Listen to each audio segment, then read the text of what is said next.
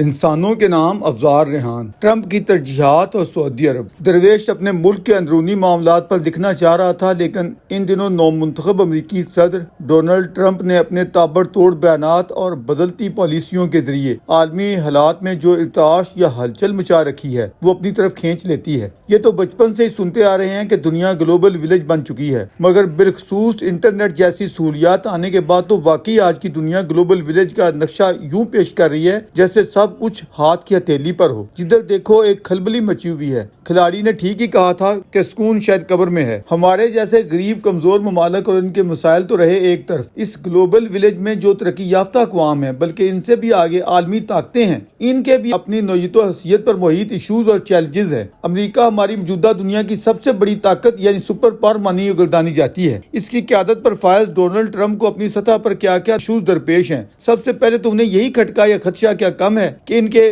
بالمقابل کوئی دوسری بڑی طاقت اٹھنے نہ پائے۔ چین اگر ابھرتی طاقت ہے تو اس کا مکو وہیں کہیں مخصوص ایشیائی خطے میں ٹھپ دیا جائے۔ آج کی دنیا کتنی خوبصورت اور سیانی ہے کہ جس سے تنازعات، خدشات یا خلفشار ہوتے ہیں، اس سے قطع تلقی کرتے ہوئے روابط توڑے نہیں جاتے بلکہ خصوصی طور پر پہلو میں بٹھا کر یا آمنے سامنے بات چیت کی جاتی ہے۔ ہم پاکستانی قدامت پسند دقیانوسیوں کی طرح ہیں کہ بچوں جیسی فوری کٹی کر لو، منفی پروپیگنڈا کرتے ہوئے انڈین ہائی کمشنر کو اپنے ملک سے نکال دو، دو طرفہ تجارت اور آمد و رفت پر پابندیاں عائد کر دو، جیسے ہم تاریخ دور کی پچھلی صدیوں میں رہ رہے ہوں۔ انڈیا کی کتنی مخالفتیں ہیں چائنا کے ساتھ، مگر سفارتی اور تجارتی تعلقات کو دیکھو تو آپ حیرت زدہ رہ جائیں گے۔ امریکی صدر ڈونلڈ ٹرمپ کو کتنی شکایات ہوں گی چینی صدر شی اور روسی صدر پیوٹن کے ساتھ، لیکن وائٹ ہاؤس میں داخل ہوتے ہی وہ جس شتابی سے اسرائیلی پرائم منسٹر، سعودی کراؤن پرنس اور انڈین پرائم منسٹر سے قریبی روابط میں آگے بڑھے ہیں، اسی تیزی سے چینی اور روسی صدور سے گفتگویں کرتے پائے جا رہے ہیں، لیکن ساتھ ساتھ اپنی ترجیحات کی عین مطابقت میں اقدام اٹھاتے ہوئے ذرا تساہل سے کام نہیں لے رہے۔ مارکو روبیو کی بحیثیت سیکرٹری آف اسٹیٹ تعیناتی کرتے ہی سب سے پہلے چائنا کے گرد گھیرا تنگ کرنے کے لیے واشنگٹن میں کوآڈ وزرائے خارجہ کا اجلاس منعقد کیا گیا ہے، جس میں امریکہ کے علاوہ آسٹریلیا، جاپان اور بھارت شامل ہیں۔ یوں چائنا کو ایک طرح سے مضبوط پیغام بھیجا گیا ہے، کیونکہ چائنا کوآڈ الائنس کی تشکیل ہی سے اس کا مخالف ہے۔ یہ چاروں ممالک کوآڈ اتحاد کے تحت ایک کھلے، مستحکم اور خوشحال انڈو پیسفک خطے کی حمایت کے لیے پرعزم ہیں۔ نومبر 2017 میں ان چاروں ممالک نے انڈو پیسفک میں اہم سمندری راستوں کو کسی بھی اثر و رسوخ سے آزاد رکھنے کے لیے نئی حکمت عملی کی غرض سے کوآڈ کے قیام کی درینہ تجویز کو عملی شکل دی تھی، اور اس کا مقصد خطے میں چائنا کی بڑھتی ہوئی طاقت کو روکنا تھا۔ 2024 میں مودی اس کی سمٹ دہلی میں منعقد کروانا چاہتے تھے، جبکہ پریزیڈنٹ جو بائیڈن اسے ولمنگٹن میں کروانے پر مصر تھے۔ اب انڈین پرائم منسٹر نے ٹرمپ کے آتے ہی یہ منوا لیا ہے کہ اس الائنس کی سربراہی کانفرنس اسی برس 2025 میں ان کی خواہش کے مطابق دہلی میں منعقد ہوگی۔ اسی طرح پریزیڈنٹ ٹرمپ کو برکس کے ممالک سے بھی کھٹکا لگا ہوا ہے کہ یہ تمام طاقتور ممالک مل کر کہیں امریکن ڈالر کو چیلنج نہ کر دیں، جس سے ڈالر کی عالمی حیثیت کو نقصان پہنچ سکتا ہے۔ چائنا اور رشیا اس حوالے سے اپنا اندیہ ظاہر بھی کر چکے ہیں۔ سو ٹرمپ اپنے اتحادیوں کے تعاون سے چاہے انہیں کسی بھی حد تک جانا پڑے اس تخیل کو عملی جامہ نہیں پہننے دیں گے۔ اس سے آگے بڑھ کر وہ چائنا میں کام کرنے والی بڑی بڑی تجارتی کمپنیوں کو چاہے سٹک چاہے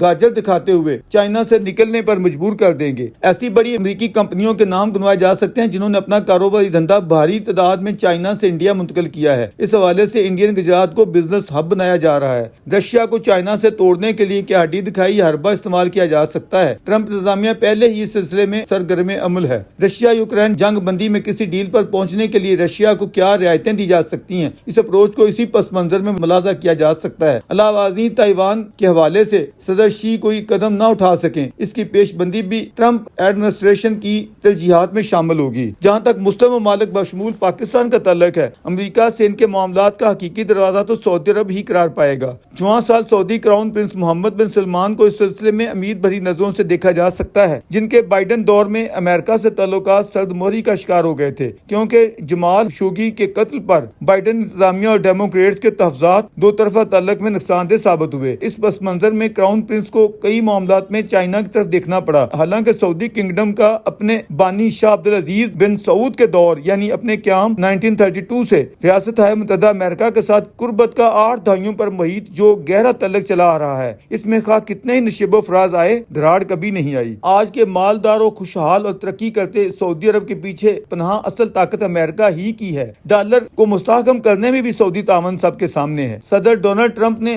2017 میں صدارتی حلف اٹھانے کے بعد اپنے پہلے دور حکومت کے فارن ٹور کا آغاز سعودی عرب سے کیا تھا۔ اب بھی انہوں نے وائٹ ہاؤس میں داخل ہونے کے بعد میڈیا کے سامنے اس نوع کی دلچسپی ظاہر کی ہے کہ اگر سعودی عرب انویسٹمنٹ میں دلچسپی ظاہر کرے تو وہ اپنے بیرونی دورے کا آغاز ریاض سے کرنا چاہتے ہیں۔ کراؤن پرنس محمد بن سلمان نے صدارتی عہدہ سنبھالنے پر جب ٹرمپ کو مبارکباد کا فون کیا تو دونوں رہنماؤں میں اس حوالے سے تفصیلی گفتگو ہوئی اور پریزیڈنٹ ٹرمپ کی ہدایات پر فارن منسٹر کا حلف اٹھاتے ہی مارکو روبیو نے پہلی کال سعودی کراؤن پرنس MBS کو کرتے ہوئے پریزیڈنٹ سے ہونے والی بات چیت کا فالو اپ کیا۔ ٹرمپ سے MBS کی گفتگو 3 حوالوں سے ہوئی: مڈل ایسٹ میں امن و سلامتی، ٹیررزم کو روکنے کے لیے باہمی تعاون اور بے مثال معاشی خوشحالی کے لیے سعودی عرب کی $600 ارب پر محیط بھاری انویسٹمنٹ۔ واضح رہے کہ لبنان اور سیریا سے جس طرح ایران کی پسپائی ہوئی ہے، اب امریکی تعاون سے ان ہر دو مسلم ممالک میں سعودی اثر و رسوخ بڑھنے جا رہا ہے۔ اس حوالے سے سعودی فارن منسٹر کے حالیہ دورہ لبنان اور نئے شامی فارن منسٹر کی ڈیوس میں ہونے والی گفتگو کو ملاحظہ کیا جا سکتا ہے۔ پاکستان کے لیے بہتر یہی ہے کہ وہ کراؤن پرنس کے ذریعے امریکہ سے اپنے معاملات سیدھے کرے اور اپنی خارجہ پالیسی میں توازن لاتے ہوئے چائنا کی طرف یک رخ جھکاؤ سے باز رہے، ورنہ اس کی قیمت خاصی بھاری چکانی پڑ سکتی ہے۔ کھلاڑی کے ایشو پر بھی دباؤ آ سکتا ہے۔